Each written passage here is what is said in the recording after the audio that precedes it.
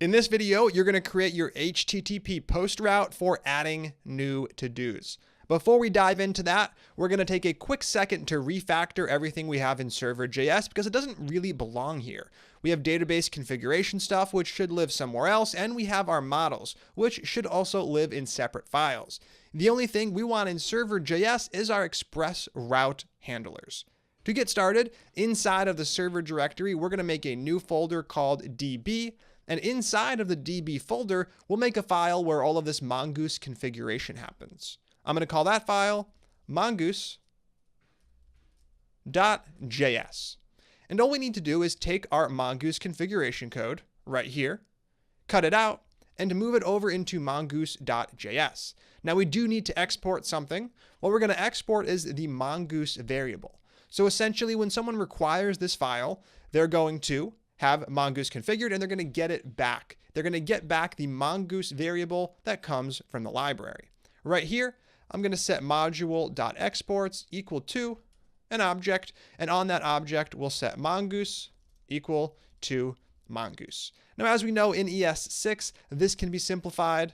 If you have a property and a variable with the same name, you can shorten it, and we can take things a step further and put it all on one line.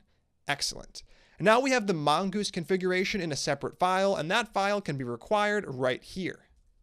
I'm going to pull off the mongoose property using ES6 destructuring. Essentially, we're creating a local variable called mongoose equal to the mongoose property on the object. And that object is going to be the return result from requiring the file we just created. That's in the db directory, and it's called mongoose.js, and we can leave off that extension. Awesome. Now that mongoose lives in its own place, let's do the same thing for to-do and user. This is going to happen in a new folder in server called models. Inside of models, we're going to create two files, one for each model. I'm going to make a new file called todo.js and a new file inside of models called user.js. And we can take the models from here and simply copy and paste them into their appropriate files. Once the model's copied, we can remove it from server.js. I'm going to do the same thing with user, copying it into user.js and removing it from here. Now I'm also going to remove everything we have so far. All of these examples aren't necessary anymore. We can simply leave our mongoose import statement up at the top. Now inside of these model files, there are a few things we need to do. First up, we call mongoose model, so we still need to load in mongoose. Now we don't have to load in the mongoose.js file we created. We can load in the plain old library. Let's make a variable, call that variable mongoose, and we're going to require mongoose. And the last thing we need to do is export the model. Otherwise, we can't use it in files that require this one.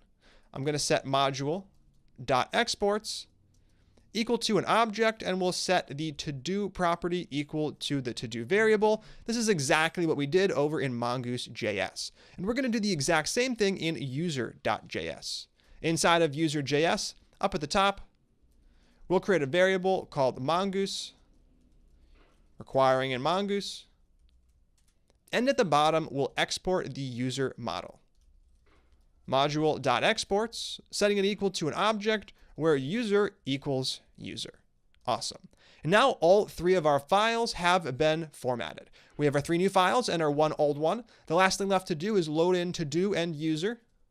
Let's make a variable using destructuring called to-do, setting it equal to require models / to-do, and we can do the exact same thing for user. Using ES6 destructuring, we're going to pull off that user variable, and we're getting it from the object that comes back from a call to require, requiring models / user. Excellent. With this in place, we are now ready to get going. We have the exact same setup, only it's been refactored, and this is going to make it a lot easier to test, update, and manage. The server.js file is just going to be responsible for our routes. And to get started, we're going to need to install Express. We've already done that in the past, so over in the terminal, all we need to do is run npm followed by the module name, which is Express. We'll be using the most recent version, 4.14.0, and we're also going to be installing a second module. And we can actually type that right after the first one. There's no need to run npm install twice. This one is called body-parser. A body parser is going to let us send JSON to the server. The server can then take that JSON and do something with it. Body parser essentially parses the body. It takes that string body and turns it into a JavaScript object. Now, body parser, with an R on the end, we're going to be installing the version 1.15.2, the most recent version. I'm also going to provide the save flag, which is going to add both express and body parser to the dependencies section of package.json. Now I can go ahead and fire off this request, installing both modules, and over inside of server.js, we can start configuring our app. First up, we have to load in those two modules we just installed. As I mentioned, I like to keep a space between local imports and library imports. Right here, I'm going to use a variable called express to store the express library, require express. And we're going to do the same thing for body parser. A variable called body parser, setting it equal to the return result from requiring body hyphen parser. Now that we have this in place, we can set up a very basic application like we did earlier in the course. We're going to make a variable called app. This is going to store our express application. I'm going to set this equal to a call to express. Nothing new here. And we're also going to call app.listen, listening on a port. Now we will be deploying this to Heroku eventually. For now though, we're going to have a local port, port 3000. And we'll provide a callback function that's going to fire once the app is up. And all we're going to do is use console.log to print started on port 3000. Excellent. Now that we have this in place, we have a very basic server. All we have to do is start configuring our routes. And as I promised, the one we're going to be focusing on in this video is the post route. This is going to let us create new to-dos. Now, inside of your REST APIs, there's the basic CRUD operations. CRUD being create, read, update, and delete. When you want to create a resource, you use the post HTTP method, and you send that resource as the body. This means that when we want to make a new to-do, we're going to send a JSON object over to the server. It's going to have a text property, and the server is going to get that text property, create the new model, and send the complete model with the ID, the completed property, and completed at back to the client. To set up a route, we need to call app.post, passing in the two arguments we've used for every single express route, our URL and our callback function. That gets called with the request and response objects. Now, the URL for a REST API is really important, and there's a lot of talk about the proper structure. For resources, what I like to do is use /to-dos. This is for resource creation, and this is a pretty standard setup. /to-dos is for creating a new to-do. Later on, when we want to read to-dos, we'll use the get method, and we will get from /to-dos to get all to-dos, or /to-dos some crazy number to get an individual to-do by its ID. This is a very common pattern, and it's the one we're going to be using here. For now, though, we can focus on getting the body data that got sent from the client. To do this, we have to use that body parser module. As I said, body parser is going to take your JSON and convert it into an object, attaching it onto this request object. Right here, we're going to configure the middleware using app.use, which we used earlier inside of our express section. As we know, app.use takes the middleware. If we're writing custom middleware, it'll be a function. If we're using third-party middleware, we usually just access something off of the library. In this case, it's going to be body parser.json, getting called as a function.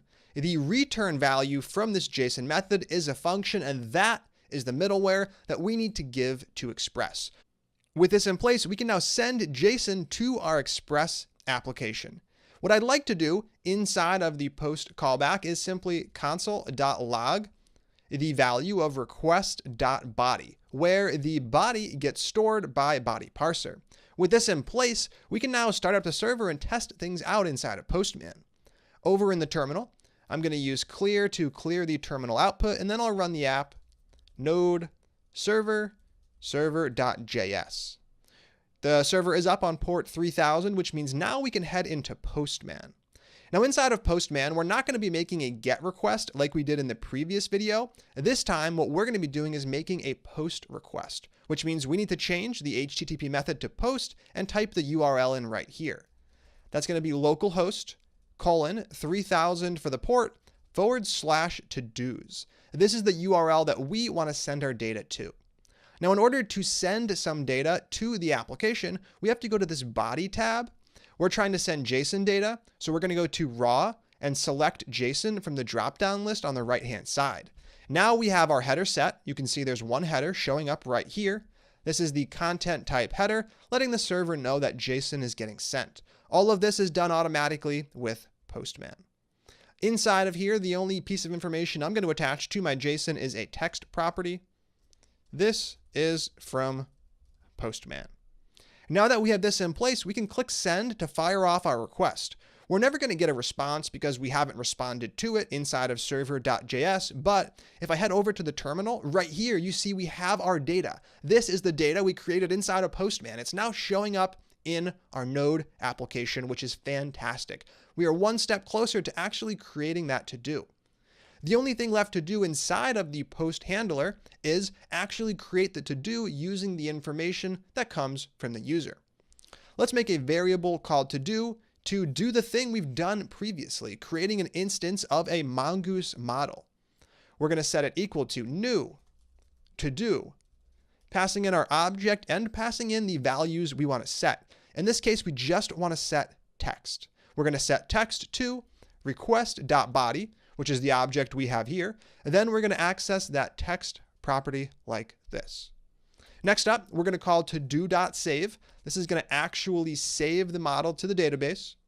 And we are going to be providing a callback for a success case and for the error case. Awesome. Now, if things go well, we're going to be sending back the actual to-do, which is going to show up right here. I'm going to get the document. And right here inside of the callback function, I'm going to use response.send to send the doc back. This is going to give the user really important information, things like the ID and the completed and completed app properties, which were not set by the user. If things go poorly and we get an error, that's fine too. All we're going to do is use response.send to send that error back. Now, we'll be modifying how we send errors back a little later. For now, this code is going to work just great. We can also set an HTTP status. If you remember, HTTP statuses let you give someone some information about how their request went. Did it go well? Did it go poorly? All that sort of thing. You can get a list of all the HTTP statuses available to you by going to http://statuses.com. Here you can view all of the statuses that you can set. The one that's set by default by Express is the 200. This is if things went okay. What we're going to be using for an error is a 400. A 400 means there was some bad input, which is going to be the case if the model can't be saved. Maybe the user didn't provide a text property, or maybe the text string was empty. Either way, we want to send a 400 back. And that's going to happen right before we call send. All we're going to do is call status, passing in the status of 400. With this in place, we are now ready to test out our post to-dos request over inside of Postman. I'm going to restart the server over inside of the terminal. You could start this up with nodemon if you like. For the moment, I'll be manually restarting it. We're now up on localhost 3000, and over inside of Postman, we can make the exact same request we made earlier. I'm going to send it off, and what do we get? We get a 200. This is fantastic. It's the default status, which means things went great. Down below, the JSON response is exactly what we expected. We have our text that we set, we have the ID, which was generated, we have completed at, which is set to null, the default, and we have completed set to false, the default. This is brilliant.